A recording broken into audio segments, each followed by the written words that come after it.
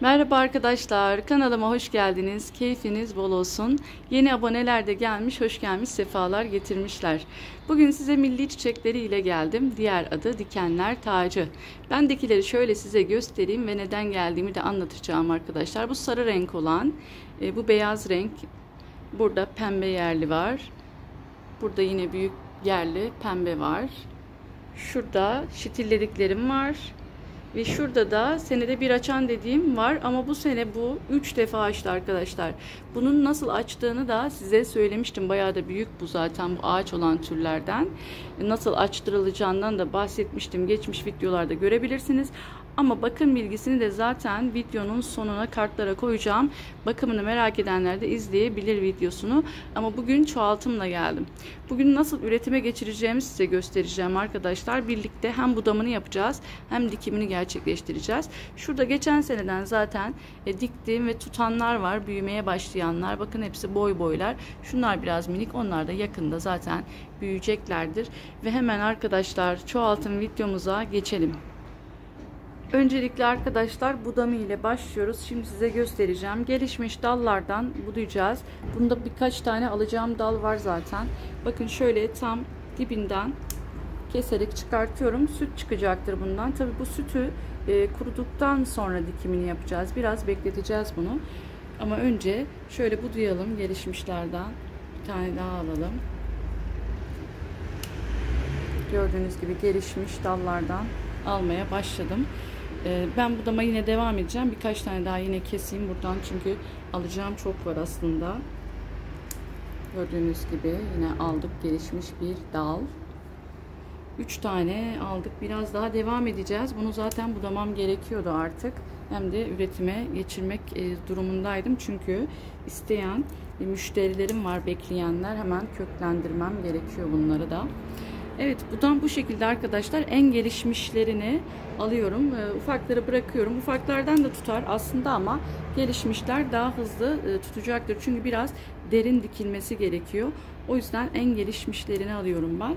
Gördüğünüz gibi budamımız tamam sayılır. Bir tane daha şunu da alabilirim. Bundan da çoğaltım yapabilirim. Bu arada arkadaşlar gördüğünüz gibi sütü akıyor. Bu sütü de toprak süreceğim. Çünkü buradaki dal dipleri zarar vermesin, süt ona zarar vermesin diye biraz da toprak süreceğim birazdan. Ve hemen budadıklarımın dikimine geçeceğim ama diğerlerinden de biraz budayalım mı sizinle? Çünkü sarı da üretime geçireceğim. Sarıdan da biraz budayalım arkadaşlar. Büyük bir dal alacağım çiçeği var ama almak durumundayım. Bunu da çoğaltacağım. Görüyorsunuz aldım böyle gelişmiş güzel çiçekli bir dalı. Şöyle ayrı koyalım sarı rengini. Bundan bir tane daha alacağım. Üstten almayacağım arkadaşlar. Dipte bir tane çünkü gelişmiş bir dalımız yine var. Onu alacağım. Üsttekiler biraz daha zayıf, daha cılız. Evet, bir gelişmiş daha dal aldım gördüğünüz gibi. Budadığımız dallar hazır arkadaşlar. Şimdi hemen dikime de geçeceğiz ama birazcık bekleteceğiz. Neden? Şu sütlerin kuruması gerekiyor. Sütleri biraz kuruduktan sonra, sütü çekildikten sonra dikimini yapacağız ve şimdi nasıl dikileceğini size göstereceğim. Evet arkadaşlar, dikime geçiyoruz. Dikim için malzemelerimizi biliyorsunuz zaten ama topraktan bahsedeceğim size biraz. Toprağımız, saksılarımız, kestiğimiz, budadığımız çiçeğimiz ve can suyumuz burada mevcut. Toprağımız arkadaşlar, milliler normalde sırf hazır toprağı çok seven türler değil. Aslında kırmızı toprakta çok daha sağlıklı büyüyorlar.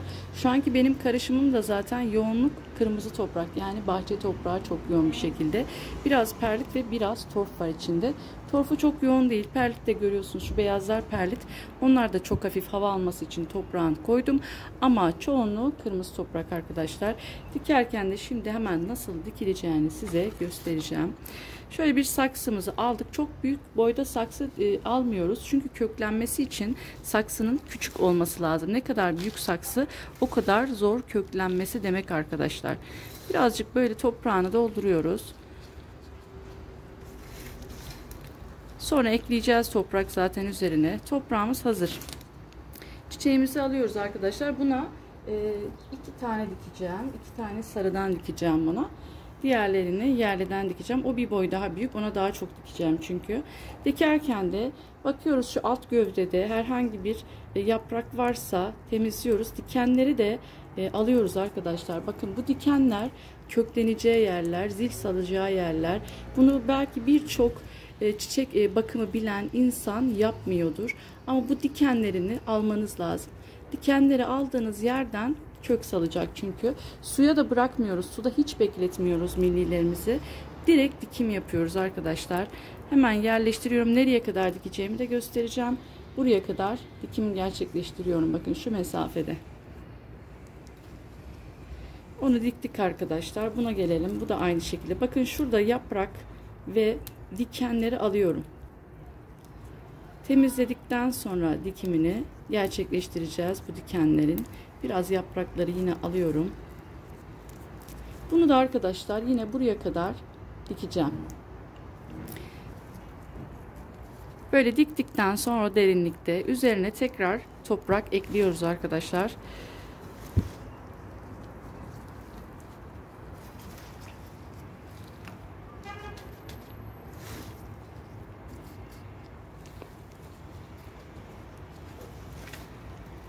Saksımızın alabildiği kadar toprağını da ekledik.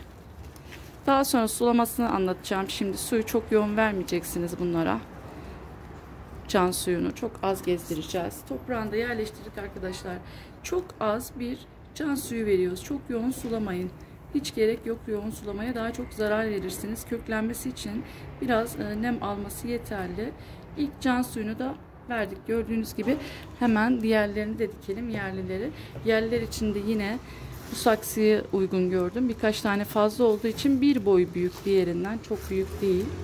Hemen toprağımızı yerleştiriyoruz.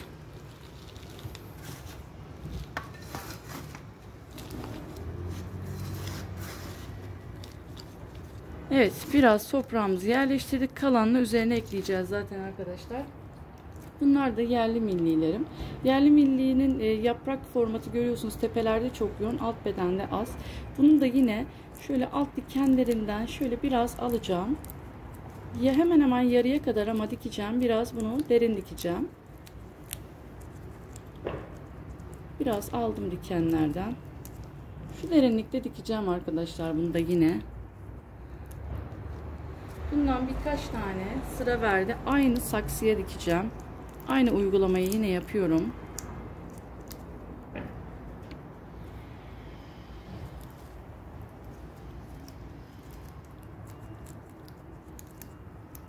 Çok az dikenlerinden alıyorum. Ve yarıya kadar neredeyse dikiyorum.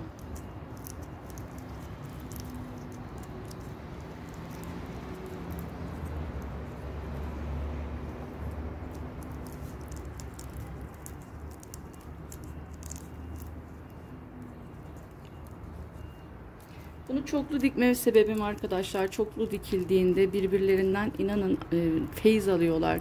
Öyle söyleyeyim, böyle arkadaş gibi, can ciğer gibi, sen köklenirsin de ben köklenemez miyim der gibiler birbirlerine. O yüzden dikim çoğaltımda çoklu dikmenizi kesinlikle öneririm. Yani birisi yeşermeye başlayınca öteki de sanki onu kıskanarak o da yeşermeye başlıyor. Çok enteresan bir durum ama ben bunu çok yaşadım.